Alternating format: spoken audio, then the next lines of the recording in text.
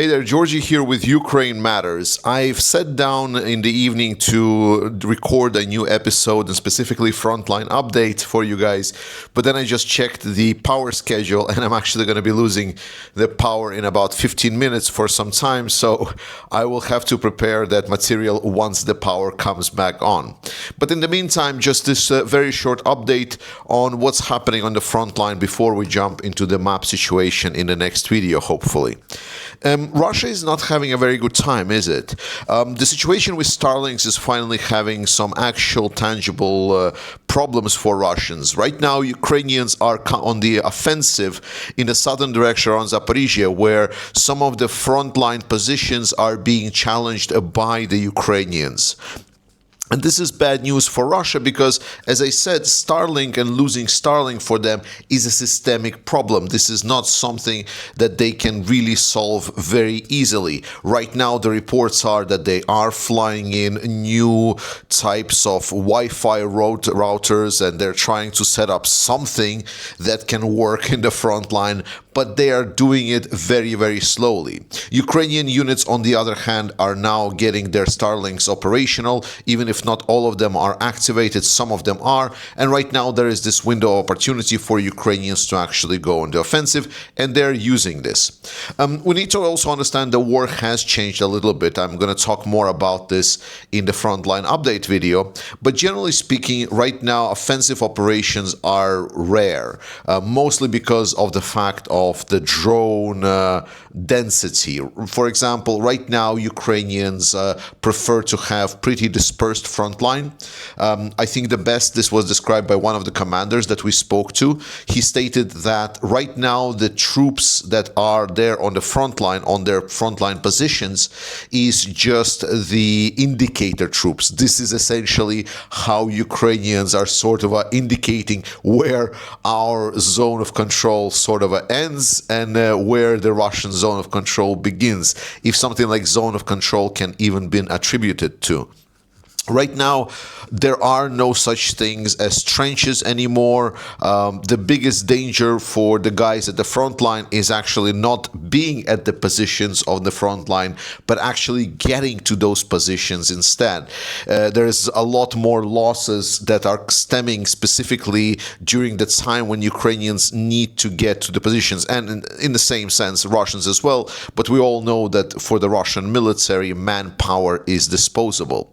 And right now, there are pretty much no transport vehicles that are able to get people to the frontline positions. Everything is being done either on foot, just to make sure that you're not spotted by the drone and you have some camo on, or by some lighter vehicles that are delivering logistical supplies, or by drones that are also delivering supplies. So it's quite a big area. It's around 10 to 15 kilometers that a single trooper that is going towards the forward positions that can actually reach there. And this kind of leads us to a main and important point. In this disperse type of front line, where you would imagine that there is like just positions where the units are just kind of digging, they're hiding from the drones, they're not even seen fully, they're not really moving or advancing. In this kind of a front line, then having offensive operation would definitely be required to have an upper hand on the coordination effort of the enemy.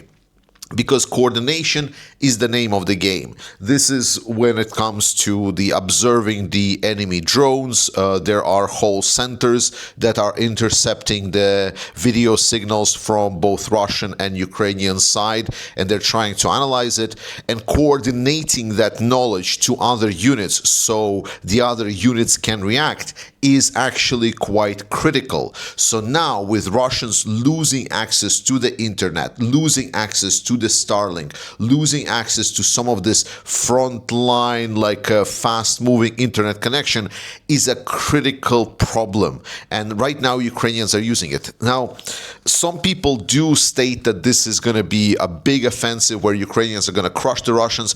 I do not think so, just because the Ukrainians don't really have have the manpower to do so. They do have the resources to hold the position, but their strategy so far have been mostly focused around attrition warfare and swapping essentially Russian bodies for some land and plus time. And Ukrainians have been pretty successful at it at best. They have pretty amazing ratios of losses, which I can say is obviously great. Now, Ukrainians are also trying to revamp. We had some really good news with regards to the internal changes within the Ukrainian military. There are statements that the next generation Ukrainian defense forces will be built basing on the Khartia Corps and as a third assault corps. Now the devil here is in a little bit of details, because Khartia Corps is it's a National Guard Corps. It's people that are highly motivated, people that have walked different paths in life to try to fight the Russians and join the defense forces of Ukraine. Whereas the third assault corps is actually the military, the armed forces of Ukraine, like the proper ones. I know when we're talking, we're calling armed forces of Ukraine, and usually we're meaning like all of the Ukrainian defense forces. But there are a couple of groups in this area.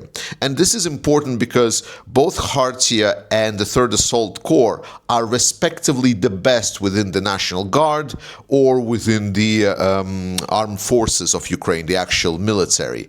And this is pretty important, because if this is indeed the case, and right now if you're in Ukraine, you probably saw some of the posters between the Khartia and the third assault corps where they are stating they're building new future together.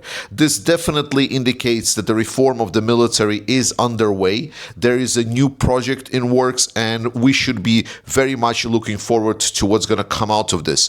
This has been the name of the game for the last year, for Ukraine to actually revamp itself, and now the dots are finally moving, and this is only going to be really, really bad for one side and one side only, the Russians. They are not going to have a good time whatsoever. In any case, guys, this is what I can record to you right now while I have the lights.